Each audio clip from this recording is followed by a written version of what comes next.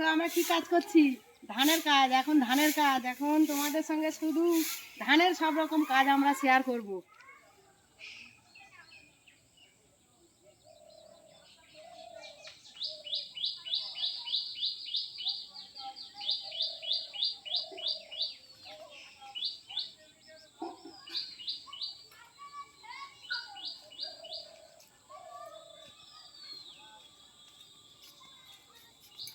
তো সকালবেলা উঠে সব রকম বাসি কাজটা সারা হয়ে গেছে। সকালে টিফিনও খেয়ে নিয়েছি, খেয়ে দিয়ে আর এখানে হালকা হালকা হাওয়া উঠেছে। তা আমাদের সেই ধান ঝাড়া হয়েছিল, পলখড় তো আমরা রাস্তায় দিয়েছিলাম। যেহেতু একটু হাওয়া হয়েছে তো রান্না বসানোর আগে তো ভাবলাম ওইগুলো একটু ভুজিটা সারিয়ে নিয়েছি। হাওয়া উঠেছে আর আমাদের ওখানে একটা ফাঁকা জায়গা আছে আমাদেরই পুকুর পাড়ে, ওইখানেই আমি আর মা বেরিয়ে পড়েছি ওখানটায় ওই ধানের ভুসিগুলো উড়াবো বলে। হয়েছে ধান ঝাড়ার পরে একদিন রাস্তায় খড় দিয়েছি, জল এসে গেছে। জল এসে খড়গুলিকে সব গুঁড়ি কাঁড়ি করে রেখে দিয়েছি। সেই রাস্তার খড় আবার কালকে মিলে দিয়েছি, তখন দেখেন আবার মেঘ হয়েছে। সেই খড় হয়ে গেছে, পোল মারা হয়ে গেছে, ভুসি বার হয়ে গেছে, মুরগিয়ে সব ধান খেয়ে নিয়েছে। সেই গুঁড়ি গুঁড়ি নিয়ে এসতেছি, বাতাস হচ্ছে, সেই পুকুর পাড়ে যাবো ভুসি সারাতে।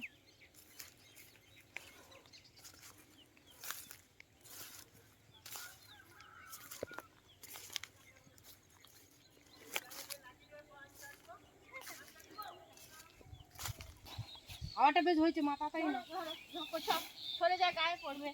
এ ভাই সরে যা। কোন দিকে হাওয়া যাচ্ছে? হ্যাঁ, হাওয়া বন্ধ হয়ে যাবে। এই যাবে না, এ বাবা পাক খাচ্ছে তো। এইরকম বিরক্ত হতে হয় বাতাসের কারণে। হাওয়া যে কোন দিকে বোঝা যাচ্ছে না, শুধু গোল গোল হয়ে পাক খাচ্ছে। হাওয়া হচ্ছে বটে কিন্তু সে গোল গোল হয়ে এমন পাক খাচ্ছে। বাবুরে তুই এসি এখন চুপ করে দাঁড়া, তুই যেখানে যেখানে ঘুরে বেড়াচ্ছিস কেন? পড়তে পড়তে চলে এলি তো ঘুর, ওদিকে যাসনি। এটা ওটা পোকামাকড় আছে, পালিয়ে এদিকে পালিয়ে, এখানে স্থির হয়ে দাঁড়া। বাতাস হলে তাড়াতাড়ি হয়ে গেলেই চলে যাবো বাড়ি। ও মা, কত বড় কাঁকড়া গো! কোথায় রে? ও মা, কি বলে? এই দেখো, এই দেখো, এই দেখো, দেখবে না কত বড়? কি বলিস? এই দেখো, এই যে কাঁকড়া কত বড়! ও বাবা, ও বাবা, কি করে ধরবি? দেখছো এতক্ষণ তাকে বকতে যাবে, যা ঘুরতে যাবে বলে একটা কাঁকড়া দেখতে পেয়েছে। ও বাবা রে, কাঁকড়া দাও। ও মা, কিসে কাটবি? গামছা করে না, কিচ্ছু আনা হয় না। কি খবরাস, কিচ্ছু নেই, কিসে কাটবি? বড় কাঁকড়া। আরে হাঁড়ি নিয়ে আসি না, ঝপ করে ঘর থেকে যাও, তাড়াতাড়ি এসো, কাঁকড়ার গর্তে আছে, চলে যাবে। তাড়াতাড়ি এসো, হাঁড়ি এনেছি। যাও যাও। ও বাবা, ছুটে ছুটে গেছি। ও বাবা, কি করবো? ও মা, দেখ আমি খেয়ে নিবে মনে হয়। আরো আছে।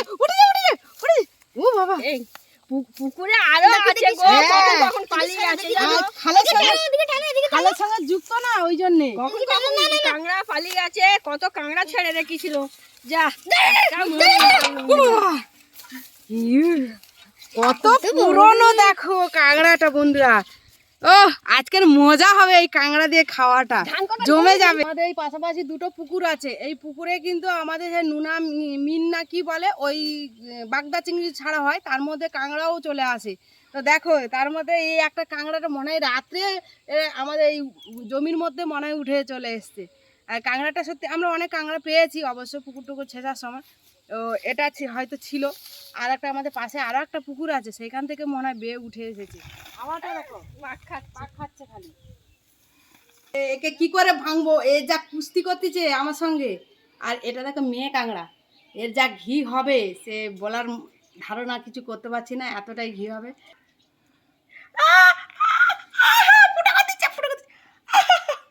ফুটো দিচ্ছে। সবজিগুলো মা দেখা একদম পুরো ভেজে নিয়েছে। এবার আর যা মশলাপাতি বাকি ছিল ওইগুলো দিয়ে দেবে, কারণ লবণ দিয়েই মা কষে নিয়েছে সবজিটা। আর আগে থেকে মশলা দিলে মশলাগুলো পুড়ে যাবে, যার জন্যে শুধু লবণ দিয়েই ভালো করে মা কষিয়ে নিয়েছে। এইবার এক করে গুঁড়ো মশলাগুলো দিয়ে দেবে। দেখো ভাতটা কি সুন্দর ঢেউ খেলছে, তাই না? যেই আগুনটা জোরে জ্বলছে এমনি ভাতে হাঁড়ি একেবারে ভর্তি হয়ে ঢেউ খেলার মতো, সমুদ্রে কেমন জোয়ার ভাটা হয় সেই রকমই হচ্ছে। আর এদিকে মা দেখো জল ঢালা হয়ে গেছে ঝোলে। যেহেতু পাতলা ঝোল হবে মা একটু ওই জন্য বেশি করে জল দিয়েছে। আর ওদিকে মনে হয় মা ভাতটা হয়ে গেছে মনে হয়। দেখো তো কাঁকড়া টক হবে ওই জন্যে ফোড়ন হিসাবে তোমার দিয়েছে, কাঁচা লঙ্কা একটা দিয়েছে আর একটু পাঁচফোড়ন দিয়েছে, একটা তেজপাতা দিচ্ছে মা মনে হচ্ছে। হ্যাঁ ওই তো তেজপাতা তো দিচ্ছে। আর আজকে টকটা হবে আমাদেরই গাছের আম কেটে আমসি করে রাখা হয়েছিল। তো আমরা তেঁতুল খাই না, সবাই হোমিওপ্যাথি ওষুধ খাই। তার জন্যেই টকটা আমরা এই আমসি দিয়েই টক করে খাই।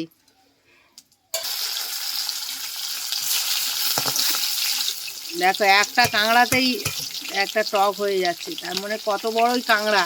আর বাটিতে দেখতে পাচ্ছ ঘিটা কতটা।